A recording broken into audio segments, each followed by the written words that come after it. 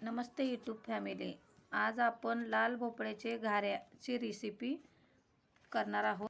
चिरलेला भोपळा आपण किसून घ्यायचं. त्यानंतरनी आपण 1 किलो गूळ, सुंठ, बडीशोप, एलदोडं आणि पातेल्यामध्ये आपण किसलेला भोपळा घातलेला आहे. त्यानंतरनी आपण गूळ एकत्र मिक्स करून घ्यायचं गॅसवर ठेवून. ते पूर्ण गरम होईपर्यंत, पाणी सुटेपर्यंत हलवायचं आपण. त्यानंतरनी सुंठ घालायचं, एलदोडं घालायचं.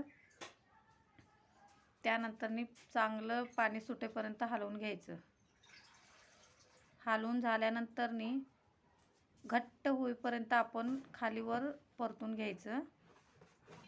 त्यानंतरनी गव्हाच्या पिठामध्ये आपण हे मिश्रण मिक्स करायचं.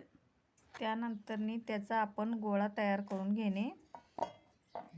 पूर्ण असं घट्ट होईपर्यंत आपण गोळा चांगला मळून घेणे.